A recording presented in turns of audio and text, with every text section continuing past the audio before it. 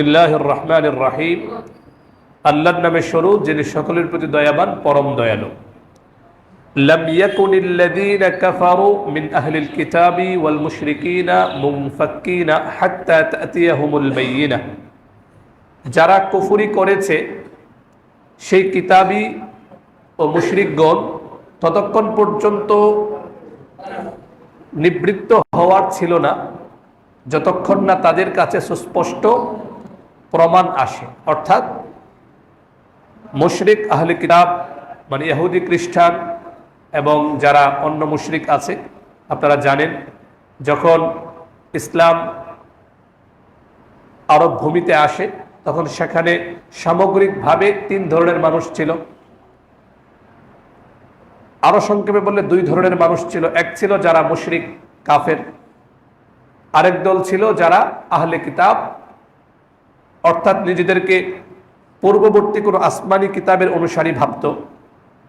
এদের একদলকে নাসারা বলা হয়, খ্রিস্টান বলা হয়, যারা হযরত ঈসা আলাইহিস সালামের অনুসারী দাবি করত নিজেদেরকে, তারা ইনজিলের অনুসারী বলতো। আরেক দল হচ্ছে মুসা আলাইহিস সালামের অনুসারী দাবি করত বলছে, বাস্তবিক করতে তারা যদি মুসা আলাইহিস সালামের অনুসারী হতো তাহলে রাসূলুল্লাহ সাল্লাল্লাহু আলাইহি ওয়াসাল্লামের উপর ঈমান আনতে তারা বাধ্য থাকতো। এজন্য বলেছি যে তারা দাবি করত। তো এই ইনজিল এবং তাওরাতের অনুসারী দাবিকারীরা তখন আরবে ছিল। তো আল্লাহ তাআলা বলছেন আহলে কিতাব ইহুদি খ্রিস্টান এবং মুশরিকরা ততক্ষণ পর্যন্ত কুফরি থেকে নিবৃত্ত হবে না, কুফরি ছাড়বে না যতক্ষণ না তাদের কাছে সুস্পষ্ট প্রমাণ আসে। মানে সুস্পষ্ট প্রমাণ আসলে এরপরে তাদের মধ্যে কেউ কেউ তাদের পূর্বের কুফরি এবং শিরিক ছেড়ে দিতে পারে। তো সেই সুস্পষ্ট প্রমাণটা কি? দ্বিতীয় আয়াতে আল্লাহ বলছেন রাসূলুম মিনাল্লাহি ইয়াতলু সুহুফাম মুতাহহারা, অর্থাৎ আল্লাহর পক্ষ থেকে আসা একজন রাসূল যিনি পবিত্র গ্রন্থ পড়ে শোনাবেন। আর পবিত্র গ্রন্থটা কি? কোরআন মাজিদ। আর রাসূলকে রাসূলুল্লাহ সাল্লাল্লাহু আলাইহি ওয়াসাল্লাম। অর্থাৎ মুশরিক এবং আহলে কিতাবদের কাছে রাসূলুল্লাহ সাল্লাল্লাহু আলাইহি ওয়াসাল্লাম যতক্ষণ না কোরআন মাজিদ তেলাওয়াত করে শোনাবেন, অর্থাৎ নবী হিসেবে আসবেন, ততক্ষণ পর্যন্ত তারা ঈমান আনবে না, কুফরি ছাড়বে না। ফিহা কুতুবুন কাইয়্যিমা, এই কোরআনের মাঝে রয়েছে সরল সঠিক বিষয় লেখা। মানে কোরআনের মধ্যে, ওই কিতাবের মধ্যে সরল সঠিক বিষয় লেখা থাকবে। অতঃপর আল্লাহ সুবহানাহু ওয়া তাআলা বলেন ওয়ামা তাফাররাকাল্লাযীনা উতুল কিতাবা ইল্লা মিন বা'দি মা জাআতহুমুল বায়্যিনাহ। আহলে কিতাবদের কাছে, যাদেরকে কিতাব দেওয়া হয়েছে অর্থাৎ আহলে কিতাব, তারা পৃথক হয়ে গিয়েছিল তাদের কাছে সুস্পষ্ট প্রমাণ আসার পরই।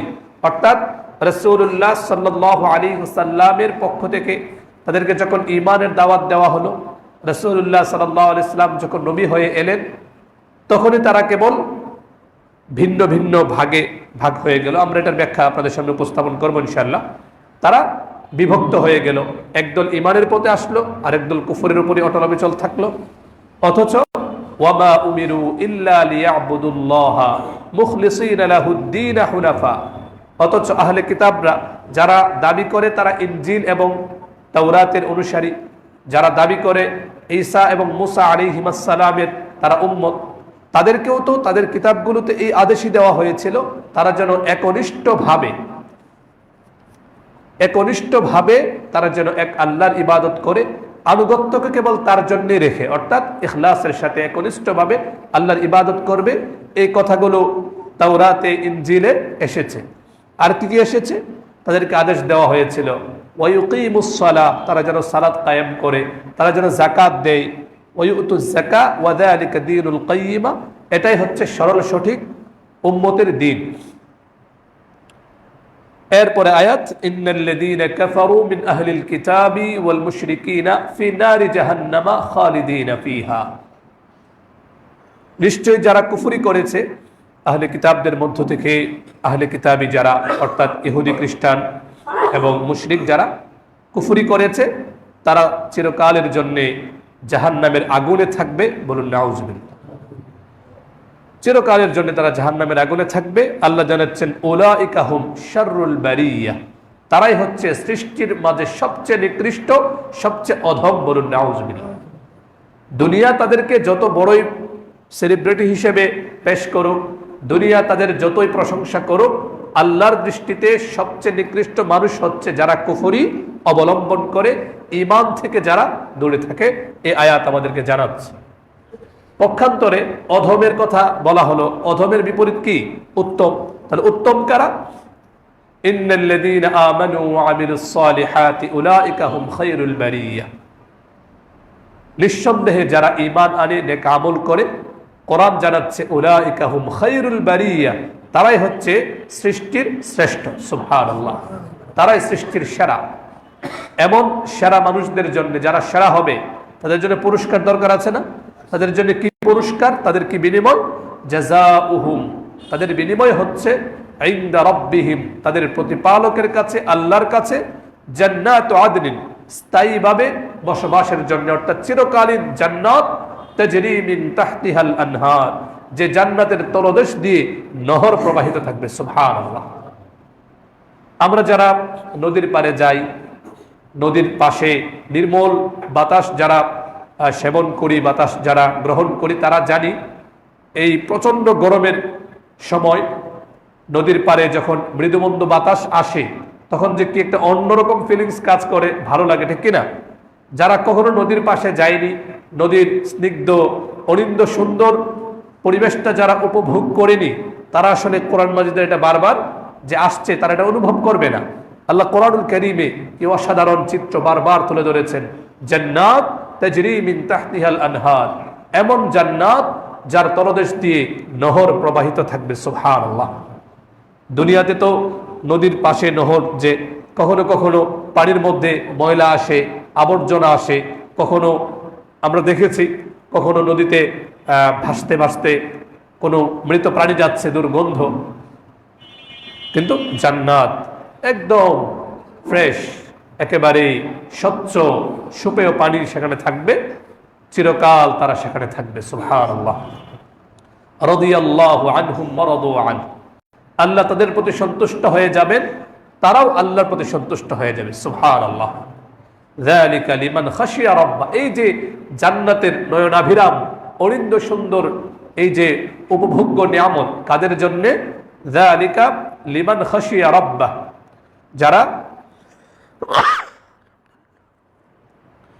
যারা তাদের প্রতিপালককে ভয় করে। সুবহানাল্লাহ। এই হচ্ছে সূরাতুল বাইয়িনার সরল অনুবাদ। এখন আমরা স্বাভাবিক যে আলোচনাগুলো করি, এই সূরাতুল বাইয়িনা এটা হচ্ছে মাদানী সূরা। রাসূলুল্লাহ সাল্লাল্লাহু আলাইহি ওয়াসাল্লাম মদিনাতুল মুনাওয়ারায় যাওয়ার পরে এই সূরাতুল বাইয়িনা নাজিল হয়েছে। আয়াত সংখ্যা হচ্ছে ৮, ধারাবাহিক বিন্যাস এটি ৯৮ নম্বর সূরা। সূরার নাম সূরাতুল বাইয়িনা। নামটা আশা করি কেন রাখা হয়েছে সবাই বুঝতে পেরেছেন, কারণ প্রথম আয়াতের মধ্যে কি আছে?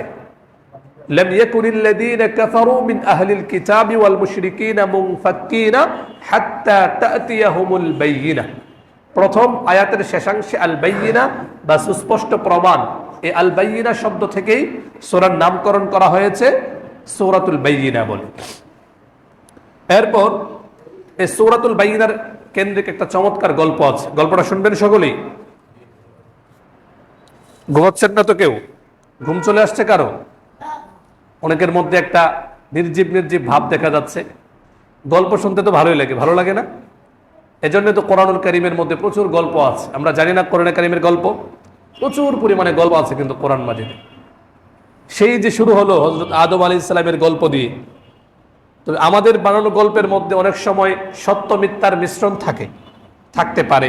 আমরা অনেক সময় কোনো একটা ঘটনাকে সুন্দর করে বোঝাতে গিয়ে রসকস লাগিয়ে ফেলি, ঠিক কিনা? যারা গল্পকার, যারা সাহিত্যিক, তারা তো ছোট্ট একটা বিষয়কে এত চমৎকার করে সাজিয়ে গুছিয়ে রস লাগিয়ে এত সুন্দর করে উপস্থাপন করে, বোঝা মুশকিল হয়ে যায় এটা বাস্তবে ঘটেছিল কিনা।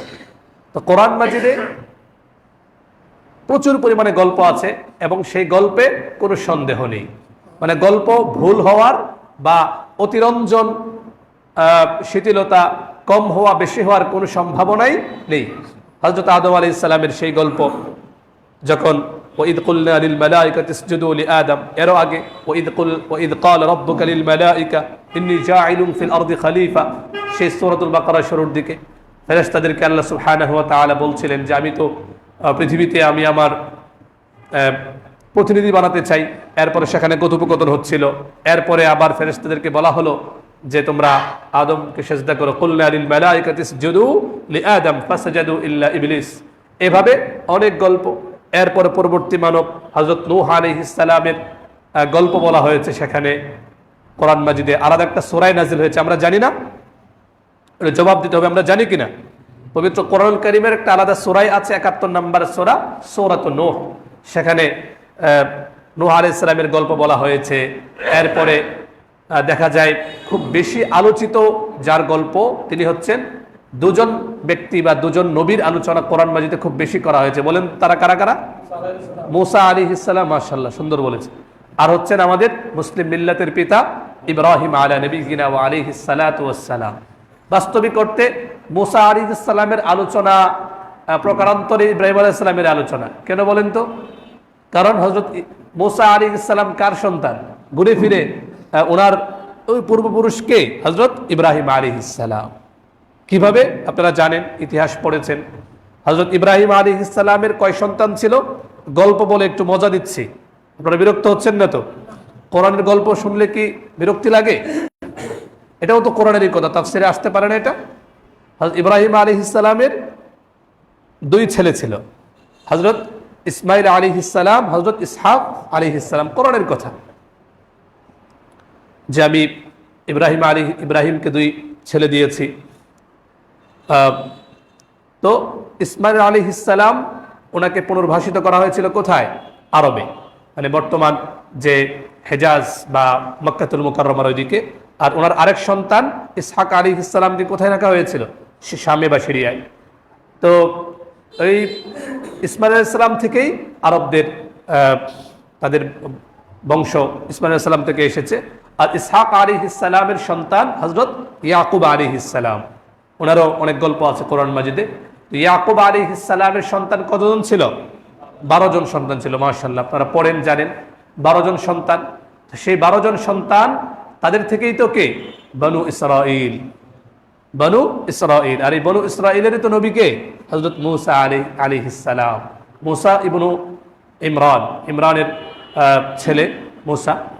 তো নাতি বা একদম সর্বশেষ কোনো মানুষের আলোচনা করা প্রকারান্তরে পূর্বের লোকদেরই আলোচনা চলে আসে। তো যাক, এভাবে অনেক গল্পের কথা সেখানে এসেছে। তো বলছিলাম আলোচনা কোত্থেকে গেল জানি? হ্যাঁ, আলোচনা কোত্থেকে গল্পের দিকে চলে গেল? আল বাইয়িনা থেকে নাকি? না, আমার আওয়াজ আসছিল না, সেজন্য মনে হয় না যে কেন এটা গল্প বলবো কিনা। এটা গল্প বলবো না। আল্লাহ, গল্প এমন একটা বিস্তৃত দিক যে গল্প বললে অনেক গল্প মাথায় চলে আসে, এবং গল্প শুনতে যে আমরা আসলে পছন্দ করি এটা আমাদের স্বভাবের মধ্যে আছে। এজন্য আল্লাহ কোরআন মাজিদে প্রচুর গল্প আমাদেরকে শুনিয়েছেন। এবং মানব জাতি যে গল্প শুনতে পছন্দ করে এর প্রথম বহিঃপ্রকাশ ঘটে বাচ্চাদের মধ্যে। বাচ্চারা একটু বড় হলে যে বাবু আব্বু একটু গল্প বলেন, দাদু নানু একটু গল্প বলেন, মানে গল্প শোনাটা এটা মানুষের একটা স্বভাবজাত। তো যাক, বলছিলাম একটা গল্প বলবো এই সূরাতুল বাইয়িনা কেন্দ্রিক। গল্পটা হচ্ছে, সাহাবীদের মাঝে শ্রেষ্ঠ কারি সাহাবী ছিলেন উবাই ইবনে কাব। নাম কি? উবাই ইবনে কাব। আমরা তো অনেক সাহাবীদের নামই ভুলে যাচ্ছি। দেখা যাচ্ছে স্কুলের সিলেবাসটা এমন, বা আমাদের যে সামাজিক যে প্রেক্ষাপট অবস্থা এমন, সাহাবায়ে কেরামের নাম আমরা জানি না, তাবিঈদের নাম আমরা জানি না। অথচ আমাদের স্কুলের ছেলেদেরকে, ইউনিভার্সিটি বা কলেজের ছেলেদেরকে জিজ্ঞেস করলে তারা অনায়াসে বর্তমান সময়ের যারা সেরা খেলোয়াড়, ফুটবলার বা ক্রিকেটার, তারা বলে দিতে পারে। এর কারণ কি? মানে তারা চর্চায় আছে। এটাতে আমি পুরোপুরি যারা পড়াশোনা করছে তাদের উপর আমি কিছু বলছি না, যদিও উচিত ছিল মা বাবা এবং যারা শিক্ষা অভিভাবক তাদেরকে জানানো। তো দেখা যাবে অনেককে জিজ্ঞেস করলে যে উবাই ইবনে কাব রাদিয়াল্লাহু আনহু নাম শুনেছেন কিনা, বাচ্চারা অনেকে জানবে না। আরে বাচ্চা তো পরের কথা, যারা বড় যারা আমরা বাচ্চার অভিভাবক তারা আমরা অনেকেই জানি না। তো উবাই ইবনে কাব রাদিয়াল্লাহু আনহু নবীজি সাল্লাল্লাহু আলাইহি সাল্লামের খুবই আদরের সাহাবী ছিলেন। এই গল্পটা সহিহ বুখারী শরীফ, এরপরে সহিহ মুসলিম শরীফে এসেছে, জামি তিরমিজিতে এসেছে, এবং ইমাম আহমদ ইবনে হাম্বল রাহিমাহুল্লাহ তার মুসনাদে এনেছেন গল্পটা হচ্ছে যে একদিন রাসূলুল্লাহ সাল্লাল্লাহু আলাইহি ওয়াসাল্লাম হযরত উবাই ইবনে কাব, যিনি শ্রেষ্ঠ কারি ছিলেন, তাকে লক্ষ্য করে বললেন, ইয়া উবাই, ইন্নাল্লাহ আমারানি আন আকরা আলাইকা লাম ইয়াকুনিল্লাযীনা কাফারু মিন আহলিল কিতাবি ওয়াল মুশরিকিন মুনফাক্কিন ইলা আখিরিল আয়াহ। যে রাসূলুল্লাহ সাল্লাল্লাহু আলাইহি ওয়াসাল্লাম উবাই ইবনে কাবকে বললেন, উবাই, আল্লাহ সুবহানাহু ওয়া তাআলা আমাকে আদেশ করেছেন আমি যেন তোমার জবান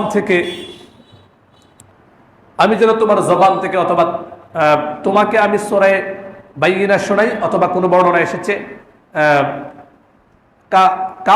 উবাই তুমি আমাকে সূরাতুল বাইয়িনা তেলাওয়াত করে শোনাও। সুবহানাল্লাহ। দেখুন, আমাদের অন্তরে তো আল্লাহর প্রতি ভালোবাসা ওরকম নেই। যখন সাহাবী উবাই ইবনে কাব রাদিয়াল্লাহু আনহু এই কথা শুনলেন, তিনি কেঁদে ফেললেন, কেঁদে বললেন, ওয়া সাম্মানি লাক ইয়া রাসূলুল্লাহ, আল্লাহ সুবহানাহু ওয়া তাআলা কি আমার নাম ধরে রেখেছেন? সুবহানাল্লাহ। নবী সাল্লাল্লাহু আলাইহি ওয়াসাল্লাম বললেন, নাম, হ্যাঁ উবাই, আল্লাহ রাব্বুল আলামিন জিবরিলের মাধ্যমে সরাসরি তোমার নাম আমাকে বলেছেন, আমি যেন তোমার তেলাওয়াত শুনি। সুবহানাল্লাহ। ফাবাকা, তিনি কেঁদে দিলেন ভালোবাসার আতিশয্যে। এই হচ্ছে সূরাতুল বাইয়িনা কেন্দ্রিক একটা। এখন এই সূরাতুল বাইয়িনা এর যদি আমরা সংক্ষিপ্ত তাফসীরের দিকে যাই, প্রথম 3টি আয়াতের মধ্যে আল্লাহ সুবহানাহু ওয়া তাআলা জানাচ্ছেন যে মক্কার কাফের মুশরিকরা, আহলে কিতাবরা, যতক্ষণ পর্যন্ত তাদের কাছে সুস্পষ্ট প্রমাণ না আসবে তারা কুফরি থেকে নিবৃত্ত হবে না, কুফরি ছাড়বে না। এর পরবর্তী আয়াতের মধ্যে বলা হচ্ছে যে সুস্পষ্ট প্রমাণ কি? একজন রাসূল আল্লাহর পক্ষ থেকে আসবেন, যিনি পবিত্র গ্রন্থ বা পবিত্র কিতাব তেলাওয়াত করবেন, যেখানে আছে একেবারেই সরল সঠিক অধ্যায় বা সরল সঠিক বিষয়গুলো। এই 3টি আয়াতে রাসূলুল্লাহ সাল্লাল্লাহু আলাইহি ওয়াসাল্লামের আগমনের একটা কারণ ব্যাখ্যা করা হয়েছে। কি কারণ? সেটা হচ্ছে জাহিলি যুগে যারা কাফের ছিল, ইহুদি, খ্রিস্টান, মুশরিক, পৌত্তলিক যারা ছিল, তাদের কুফরের উপর খুব অটল ছিল। তারা কুফরি ছাড়বার ছিল না। কিছু মানুষ ছাড়া বেশিরভাগ মানুষই কুফরের উপর অটল অবিচল ছিল। তারা বলতো, তারা শুনতো, জানতো অনেকেই যে একজন নবীজি সাল্লাল্লাহু আলাইহি সাল্লাম আসবেন। বিশেষ করে যারা ইহুদি ছিল তারা তো তাওরাত অনেকে পড়তো, যারা খ্রিস্টান দাবি করত তারা তো ইনজিল পড়তো, আর তাওরাত ইনজিলের মধ্যে রাসূলুল্লাহ সাল্লাল্লাহু আলাইহি সাল্লামের আগমনের কথা ছিল। তো সেখানে তারা সেগুলো জানতো। আর এদিকে মক্কার মুশরিক যারা, তারাও জানতো যে তারা শিরিক করলেও তারা হযরত ইব্রাহিম আলাইহিস সালামের অনুসারী দাবি করত। তো এই যে তাদের মধ্যে একটা বিষয় ছিল, তারা শিরিকের মধ্যে ছিল। রাসূলুল্লাহ সাল্লাল্লাহু আলাইহি সাল্লামের আসার আগ পর্যন্ত ওদের মধ্যে এত কুফর শিরিক ছিল, তারা এত অন্ধকারে ডুবেছিল। আপনারা জানেন, নামই হয়ে গিয়েছিল আইয়ামে জাহিলিয়া, অন্ধকারের যুগ ছিল। তো যখনই রাসূল সাল্লাল্লাহু আলাইহি ওয়াসাল্লাম তাদের কাছে আসলেন, তাদের মধ্যে যারা বাস্তবিক অর্থেই তাদের চিন্তাকে কাজে লাগিয়েছে, রাসূলুল্লাহ সাল্লাল্লাহু আলাইহি ওয়াসাল্লামকে নিয়ে চিন্তা করেছে, তারা সবাই ঈমান এনেছে, আলহামদুলিল্লাহ। পক্ষান্তরে যারা জেদি স্বভাবের, যারা, এরা কিন্তু অনেক সময় ভালো জিনিস গ্রহণ করতে পারে জিদের কারণে। ইহুদি খ্রিস্টানরা, বিশেষ করে ইহুদিরা, ওরা জিদের কারণে, ওরা এত হিংসুক, এত জেদি, জিদের কারণে তারা রাসূলুল্লাহ সাল্লাল্লাহু আলাইহি ওয়াসাল্লামকে জানার পরেও, নবী সাল্লাল্লাহু আলাইহি ওয়াসাল্লাম শেষ নবী এটা ওরা জানতো, জানার পরেও তারা নবীজিকে মানত না। জিদ, যে নবী সাল্লাল্লাহু আলাইহি ওয়াসাল্লাম কেন বনু ইসরাইল থেকে আসলো না, কেন বনু ইসমাইল মানে ইসমাইলের বংশে কেন আসলো, এই জাতীয় তাদের অনেক অভিযোগ ছিল, মানে একেবারে অসার ফালতু অভিযোগ ছিল।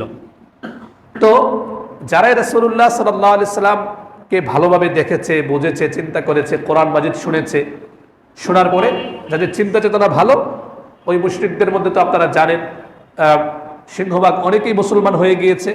আর আহলে কিতাবদের মধ্যে আব্দুল্লাহ ইবনে সালাম রাদিয়াল্লাহু আনহু সহ একদল আহলে কিতাবী, তারা কি হয়ে গিয়েছেন? মুসলমান হয়ে গিয়েছেন।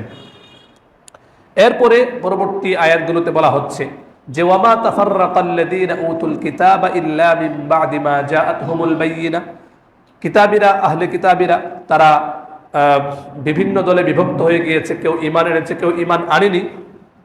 এটা বাইয়িনা বা নবী সাল্লাল্লাহু আলাইহি ওয়াসাল্লাম আসার পরে এখানে আহলে কিতাব ইহুদি খ্রিস্টানদেরকে একটা তিরস্কার করা হচ্ছে, একটা ধমক দেওয়া হচ্ছে যে মক্কার মুশরিকরা না হয় বুঝলাম যে তারা পড়াশোনা করতো না বা তারা কিতাব দেখতো না, কিন্তু তোমরা যারা আহলে কিতাবী, তোমরা তো নিজেদেরকে দাবি করো তোমরা মূসা ঈসা আলাইহিস সালামের অনুসারী, তোমরা তো কিতাব পড়ো, তোমরা কিতাবের মধ্যে দেখেছো যে কেমন ছিল তাদের মূসা আলাইহিস সালাম, ঈসা আলাইহিস সালামের অবস্থা, যে এত কিছুর পরেও তোমরা জানতে ওয়ামা উমিরু ইল্লা লিয়াবুদুল্লাহ মুখলিসিনা লাহুদ্দিন। ওই তাওরাত ইনজিলে তো এই কথাই এসেছে, এক আল্লাহর ইবাদত করতে হবে একনিষ্ঠভাবে, অন্য কোনো মূর্তি পূজা করা যাবে না, কুফরি করা যাবে না। এই কথাগুলো কিন্তু প্রত্যেকটা আসমানি কিতাবের মধ্যেই ছিল। এরপর আল্লাহ বলছেন যে সেখানে ছিল তারা যেন সালাত কায়েম করে, তারা যেন যাকাত দেয়, এটাই হচ্ছে দ্বীন ইসলাম। তো এইভাবে যে সবকিছু তোমরা জানো, আর নবী সাল্লাল্লাহু আলাইহি ওয়াসাল্লাম যে কথাগুলো বলছেন ওনার দ্বীনের মধ্যে আল্লাহর ইবাদতের কথা আছে কিনা? আছে।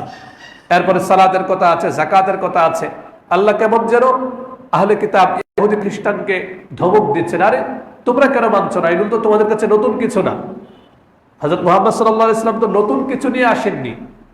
তাওহীদের কথা বলেন, আল্লাহর একত্ববাদের কথা বলেন, আল্লাহর ইবাদতের কথা বলেন, এটা তো পূর্ববর্তী কিতাবগুলোতেও ছিল।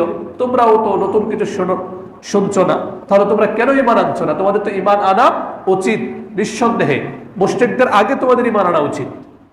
এই কথা বলে তাদেরকে ধমকি দেওয়া হচ্ছে তারা যেন ঈমানের পথে চলে আসে। এরপর আল্লাহ সুবহানাহু ওয়া তাআলা পৃথিবীর মাঝে শ্রেষ্ঠ, মানে উত্তম এবং অধম কারা তার একটা পরিচয় তুলে ধরছেন। আল্লাহ সুবহানাহু ওয়া তাআলা জানাচ্ছেন, ইন্নাল্লাযীনা কাফারু মিন আহলিল কিতাবি ওয়াল মুশরিকিনা ফি নারি জাহান্নামা খালিদিনা ফিহা। যারা কুফরি অবলম্বন করেছে মুশরিকদের মধ্যে, আহলে কিতাবীদের মধ্যে যারা কুফরি অবলম্বন করেছে তারা চিরকালের জন্য জাহান্নামে চলে যাবে। বলুন নাউযুবিল্লাহ। নিঃসন্দেহে তারা জাহান্নামী, এবং তারাই হচ্ছে উলাইকা হুম শাররুল বারিয়া, এরা হচ্ছে সৃষ্টির শ্রেষ্ঠ। তারা দুনিয়াতে ধন সম্পদের পাহাড় করতে পারে, মিলিয়নিয়ার বিলিয়নিয়ার ট্রিলিয়নিয়ার হয়ে যেতে পারে, ক্ষমতায় অনেক উপরে চলে যেতে পারে, সামাজিক অবস্থানে তারা অনন্য উচ্চতায় পৌঁছতে পারে, কিন্তু আল্লাহর কাছে, কোরআনের কাছে, রাসূলুল্লাহ সাল্লাল্লাহু আলাইহি ওয়াসাল্লামের ভাষায় তারা হচ্ছে একেবারেই নিকৃষ্ট। পক্ষান্তরে ইন্নাল্লাযীনা আমানু ওয়া আমিলুস সালিহাত, ঈমান এবং নেক আমলের পথে যারা থাকবে, ঈমানের পথে যারা অটল অবিচল থাকবে, নেক আমল যারা করবে, দুনিয়াতে তাদের ধন সম্পদ কম হলেও, তাদের ক্ষমতা প্রভাব প্রতিপত্তি কম হলেও, সামাজিকভাবে তাদের অবস্থান খুব উপরে না হলেও, আল্লাহর দরবারে কোরআনের ভাষায় উলাইকা হুম খায়রুল বারিয়া, তারা হচ্ছে শ্রেষ্ঠ, তারা হচ্ছে সৃষ্টির মাঝে সবচেয়ে সেরা। সুবহানাল্লাহ। যেহেতু তারা শ্রেষ্ঠ হয়েছে, এখন তাদের পুরস্কার দেয়া দরকার। সেই পুরস্কারটা কি? জাযাউহুম ইনদা রাব্বিহিম, এমন ঈমানওয়ালা আমলওয়ালা মানুষের জন্য তাদের প্রতিপালকের কাছে বিনিময় রয়েছে জান্নাত আদন, চিরস্থায়ী বাসস্থানের জন্য জান্নাত, স্থায়ী আবাস রূপে জান্নাত তাদের মিলবে। তাজরি মিন তাহতিহাল আনহার, যার তলদেশ দিয়ে নহর প্রবাহিত। সুবহানাল্লাহ। খালিদিনা ফিহা আবাদা, চিরকালের জন্য তারা সেখানে অবস্থান করবে। সেই জান্নাতে যাওয়ার পরে আল্লাহ সুবহানাহু ওয়া তাআলা, এমনিতেই তো আল্লাহ তো যাদের প্রতি সন্তুষ্ট তাদেরকে জান্নাত দিবেন, ঠিক না? এরপরেও আল্লাহ সুবহানাহু ওয়া তাআলা স্পেশাল ভাবে আল্লাহর সন্তুষ্টির বিষয়টা আবারও জান্নাতীদেরকে বলবেন যে আজ থেকে আমি চিরকালের জন্য তোমাদের প্রতি সন্তুষ্ট হয়ে গেলাম। সুবহানাল্লাহ। দুনিয়াতে একজন মুমিনের জন্য আল্লাহর সন্তুষ্টির চেয়ে, আল্লাহর সন্তুষ্টি অর্জনের যে আকাঙ্ক্ষা, প্রেরণা, এর চেয়ে বড় কোনো নিয়ামত আর হতে পারে না দুনিয়াতে এবং আখিরাতে। এজন্য একজন মুমিন সবসময় খেয়াল করে যে আমার এই কাজে আল্লাহ অসন্তুষ্ট হয়ে যাবেন কিনা, আমার এই কাজে আল্লাহ সন্তুষ্টি আছে কিনা। তো যদি দেখে একজন মুমিন এখানে আল্লাহ সন্তুষ্টি আছে, সে নির্বিঘ্নে, সে দুর্দান্ত গতিতে সেখানে এগিয়ে যায়। পক্ষান্তরে যেখানে আল্লাহ সুবহানাহু ওয়া তাআলার অসন্তুষ্টি আছে, আর একজন মুমিন যে নিজেকে ঈমানদার বলে দাবি করে, ঈমানের পথে চলার কথা বলে, সে কখনো আল্লাহর অসন্তুষ্টির পথে অগ্রসর হতে পারে না। এই যে বিষয় জান্নাত, শ্রেষ্ঠত্ব, এগুলো কাদের জন্য মিলবে? যালিকা লিমান খাশিয়া রাব্বাহ, যারা তাদের প্রতিপালককে ভয় করে, যারা তাদের প্রতিপালকের ভয় অন্তরে রাখে। আমরা জানি আল্লাহর ভয় যদি আমাদের অন্তরে থাকে, আমরা কখনো আল্লাহ নাফরমানি করতে পারবো না। সব সময় আমার ভিতরে নেক কাজ করার একটা আগ্রহ তৈরি হবে, জাহান্নাম থেকে বাঁচার একটা প্রেরণা আমাদের মধ্যে কাজ করবে। এজন্য বলা হচ্ছে যে ইসলামের দ্বীনের মৌলিক কথাই হচ্ছে আল্লাহর ভয়। দেখুন এখানে খাশিয়াত বলা হয়েছে, আরবিতে দুটো শব্দ, একটা হচ্ছে খাউফ আর একটা হচ্ছে খাশিয়াত। সাধারণ ভয় হচ্ছে একজন মানুষ যদি একটা সাপ দেখে সে ভয় পাবে না? হঠাৎ করে তার সামনে বাঘ চলে আসলো, সিংহ চলে আসলো, সে ভয় পাবে।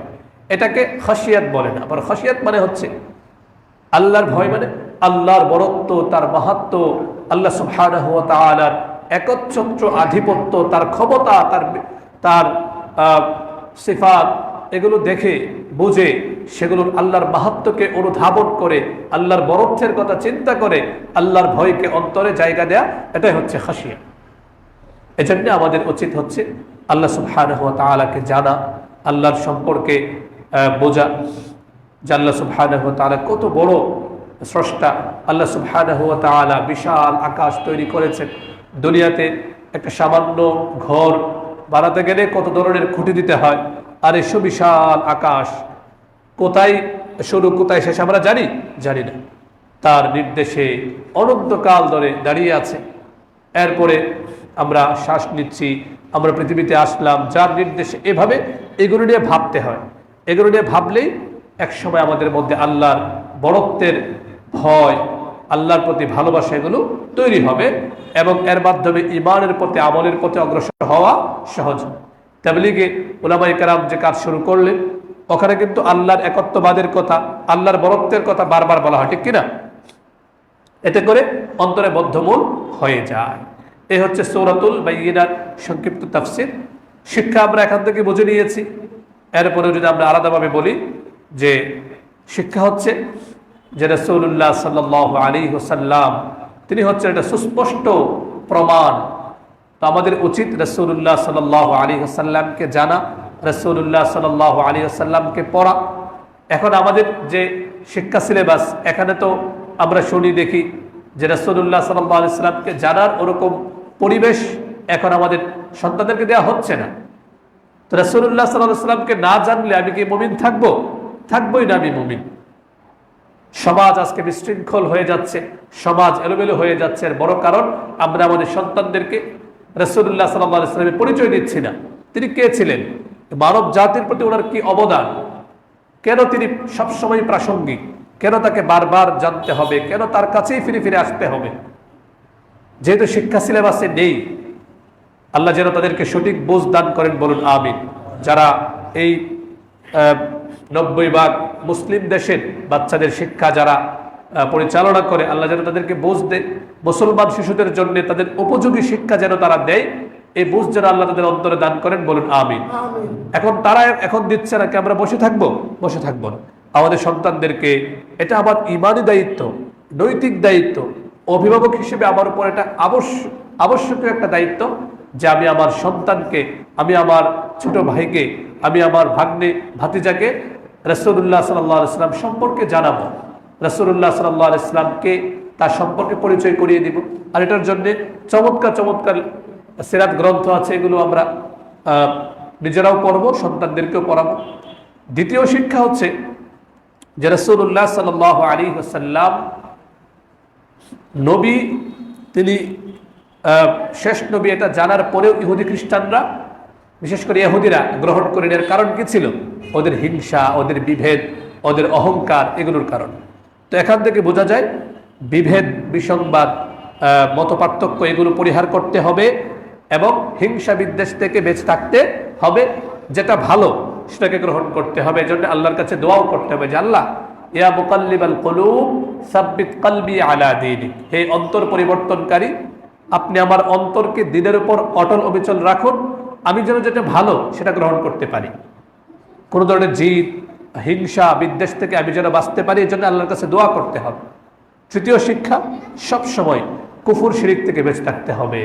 কারণ কুফর শিরিক এখানে জানাচ্ছে কোরআনের ভাষায় যারা কুফর শিরিকে লিপ্ত তারা নিঃসন্দেহে নিকৃষ্ট। আমরা কি নিকৃষ্ট হতে চাই? আমরা কি চাই যে আমরা অধম হব, মানুষ আমাদেরকে মূল্যায়ন করবে? আমরা চাই না। তো কুফর শিরিক থেকে বেঁচে থাকতে হবে। এবং সর্বশেষ যে শিক্ষাটা, সবসময় আল্লাহর ভয়, ঈমান আমলের পথে থাকতে হবে। আল্লাহর ভয়টাকে সবসময় অন্তরে লালন করতে হবে। তো রাসূলুল্লাহ সাল্লাল্লাহু আলাইহি ওয়াসাল্লামকে চেনা জানা, হিংসা বিদ্বেষ বিভেদ এগুলো পরিহার করা, এরপরে কুফর শিরিক থেকে বেঁচে থাকা, এর সর্বশেষ বললাম ঈমান আমলের পথে চলা।